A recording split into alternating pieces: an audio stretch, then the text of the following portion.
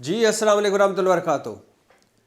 عمران خان کو جیل میں پورے ہوئے 150 دن اور گزشتہ روز 150ویں دن جیل میں ہی ایک اور کیس کی سماعت ہوئی، مطلب ایک اور کیس کی عدالت لگی اڈیالہ جیل میں، اور وہ کیس تھا عدت میں نکاح والا۔ جج ہیں قدرت اللہ، مدعی ہیں اعلیٰ حضرت خاور مانیکا، گواہ ہیں خاور مانیکا کا نوکر اون چودھری اور مفتی سعید، اور دو الزام ہیں عمران خان پر۔ مدعی خاور مانیکا ہے، بشرا بی بی کا 28 سال خامند رہنے والا، بشرا بی بی سے پیدا ہوئے 5 بچوں کا باپ خاور مانیکا 2 الزام لگا رہا ہے۔ ایک کہ عمران خان نے عدت میں نکاح کیا تھا، دوسرا نکاح سے پہلے عمران خان اور بشرا بی بی کے ناجائز تعلقات تھے آپس میں۔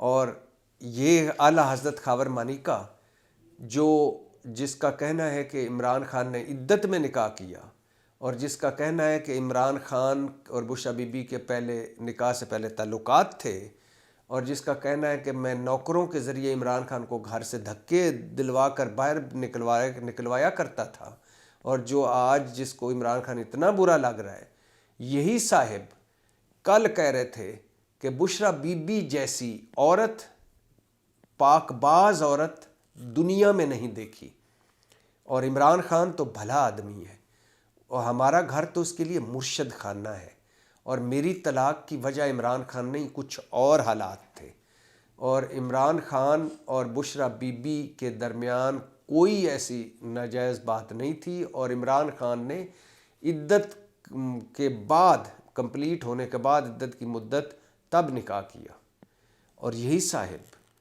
3.5 سال، 3.25 سال خاور مانیکا اینڈ فیملی عمران خان کے دور میں مزے لٹتے رہے، اور خاور مانیکا کی اولاد اور خاور مانیکا کا جو پروٹوکول ہوتا تھا بزدار حکومت میں یا عمران حکومت میں، وہ کمال ہے۔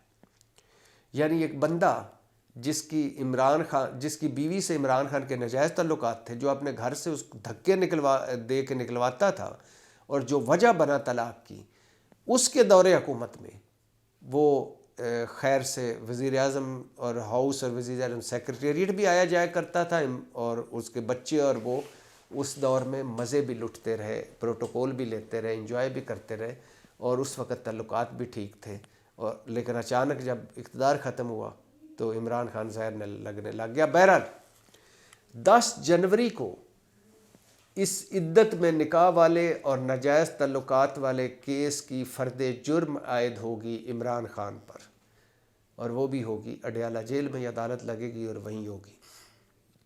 150 دن عمران خان کو جیل میں ہو چکے، اب 10 جنوری کو عمران خان پر اس کیس کی بھی فرد جرم عائد ہوگی۔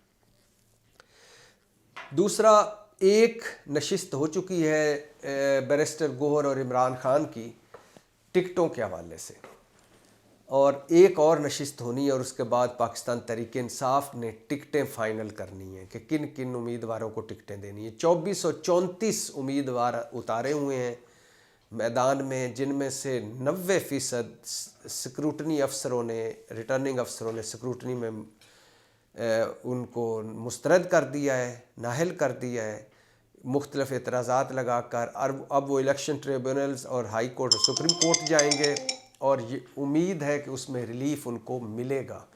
میرا خیال ہے 80 سے 85%، 90% امیدوار واپس آ جائیں گے۔ کچھ ہوں گے جن کے اعتراضات جینون ہیں، باقی سارے جو ایسے اعتراضات ہیں وہ سارے ان کے سنے جائیں گے، اور ان کے کاغذات ایکسیپٹ ہو جائیں گے۔ 24 ہائی کورٹ کے جج ہیں جو اپیل ٹریبونلز یا الیکشن ٹریبونلز کے سنیں گے، یعنی ان سارے کیس سنیں گے تحریک انصاف کے اور باقی ساروں کے۔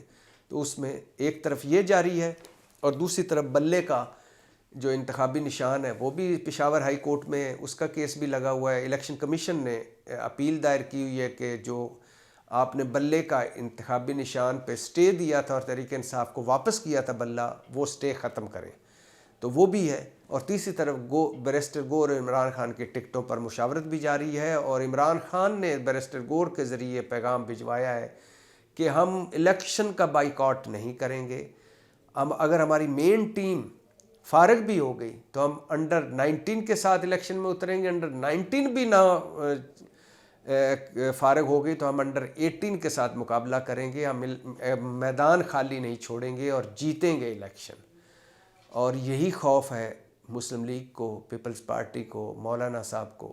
اور مولانا صاحب تو پھر ایک مرتبہ کہہ چکے ہیں کہ الیکشن آگے کریں, اور ان کا خیال ہے کہ چند دن اور آگے کرتے ہیں کیونکہ حالات کنٹرول میں نہیں ہیں. اس سے پہلے ایم کیو ایم زرداری صاحب امیر مقام بھی کہہ چکے ہیں کہ الیکشن آگے کرنے میں کوئی حرج نہیں. مولانا صاحب کے بارے میں کہا جا رہا ہے کہ مولانا صاحب کا کے پی میں بہت برا حال ہے. کے پی پورے کا پورا اس وقت عمران خان کی ایک طرف جا رہا ہے, اور مولانا صاحب کی جو چند سیٹیں تھیں وہ بھی خطرے میں ہیں. لہٰذا مولانا صاحب کا خیال ہے کہ چند دن اور مل جائیں تاکہ میری پارٹی پوزیشن بہتر ہو جائے.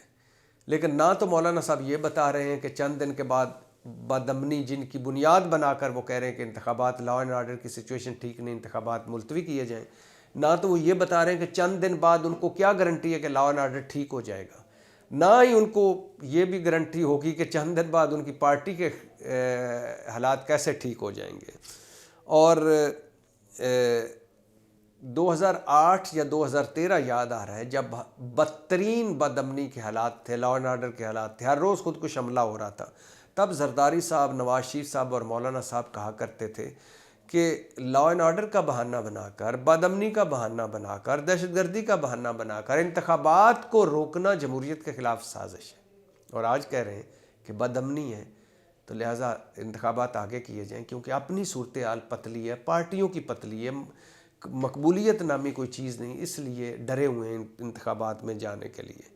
اور یہ بھی بتاتا چلوں کہ اس وقت جو مرکز اور صوبوں کی نگران حکومتیں ہیں, پنجاب اور کے پی اور وفاق کی, یہ غیر آئینی ہے, سپریم کورٹ کہہ چکی ہے, زیادہ عرصہ ہو چکا ہے.